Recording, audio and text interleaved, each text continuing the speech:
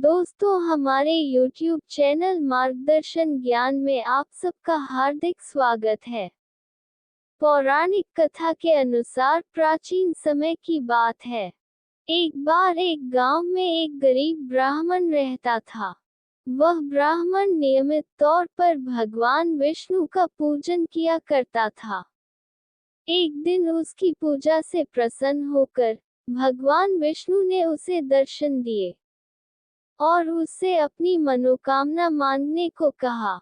ब्राह्मण ने कहा कि उसके घर में हमेशा मां लक्ष्मी का वास रहे। ब्राह्मण की इस मनोकामना को सुनने के बाद भगवान विष्णु ने उसे लक्ष्मी जी की प्राप्ति का मार्ग बताया और कहा कि मंदिर के सामने एक स्त्री आती है जो यहाँ आकर उपलेथापति है। तुम उसे अपने घर आने का निमंत्रण देना, क्योंकि वह कोई साधारण औरत नहीं बल्कि स्वयं मां लक्ष्मी है। जब वह तुम्हारे घर पधारेंगी तो घर धन धान्य और पैसों से भर जाएगा। ब्राह्मण से यह बताकर विष्णु जी अपने धाम को चले गए। इसके बाद अगले दिन सुबह ब्राह्मण 4 बजे उठकर मंदिर के सामने बैठ गया। जैसे ही मां लक्ष्मी वहां आई तो उसने उनको घर आने का निमंत्रण दे दिया। मां लक्ष्मी समझ गई कि यह सब भगवान विष्णु ने किया है। इसके बाद उन्होंने ब्राह्मण से कहा कि तुम महालक्ष्मी के 16 व्रत करो और रात को चंद्रमा को अर्घ्य देने के बाद व्रत का पारण करो। इससे तुम्हारी सभी मनोकामनाएं पूर्ण होंगी। ब्राह्मण ने मां लक्ष्मी द्वारा बताई गई विधि के अनुसार व्रत किया और 16वें व्रत के दिन देवी को उत्तर दिशा की ओर मुंह करके पुकारा। मां लक्ष्मी ने वचन के अनुसार उसे दर्शन दिए और उसकी मनोकामना पूर्ण की। मां लक्ष्मी ऐसे ही कृपा सब पर करें और सबकी मनोकामनाएं पूर्ण करें।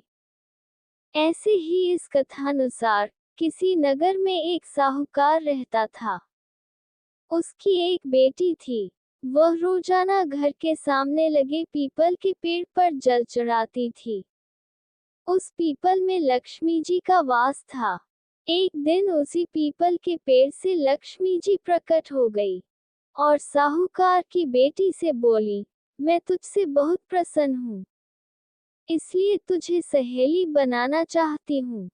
साहूकार की बेटी बोली, क्षमा कीजिए, मैं अपने माता पिता से पूछकर ही बताऊंगी। उसने घर आकर अपने माता पिता से सारी बातें कहीं और उनकी आज्ञा से लक्ष्मी जी का प्रस्ताव स्वीकार कर लिया। इस तरह वे दोनों सहेलियां बन गई। लक्ष्मी जी उससे बहुत प्रेम करती थीं। एक दिन लक्ष्मी जी ने उसे भोजन के लिए बुलावा दिया। जब साहूकार की बेटी भोजन करने के लिए पहुंची तो लक्ष्मी जी ने उसे सोने चांदी के बर्तनों में खाना खिलाया, सोने की चौकी पर बिठाया और उसे बहुत कीमती रेशमी कपड़े ओढ़ने पहनने के लिए दिए। इसके बाद लक्ष्मी जी ने कहा कि कुछ दिन बाद मैं तुम्हारे यहाँ आऊंगी। साहूकार की बेटी ने हाँ कर दी और घर चली आई। उसने जब सारी बातें माता पिता को बताई तो वे बहुत खुश हुए, लेकिन बेटी कुछ सोचकर उदास होकर बैठ गई। जब साहूकार ने इसका कारण पूछा तो उसकी बेटी बोली, लक्ष्मी जी का वैभव बहुत बड़ा है, मैं उन्हें कैसे संतुष्ट कर सकूंगी। ये सुनकर पिता ने कहा कि घर की जमीन को अच्छी तरह लीपना और अपनी पूरी श्रद्धा से रूखा सूखा जैसा भी भोजन बने उसे बहुत प्रेम से लक्ष्मी जी को खिला देना। पिता बात पूरी ही करने वाले थे कि एक चील कहीं से उड़ती हुई आए और बेशकीमती नौलखा हार साहूकार के आंगन में गिराकर चली गई। ये देखकर साहूकार की बेटी खुश हो गई।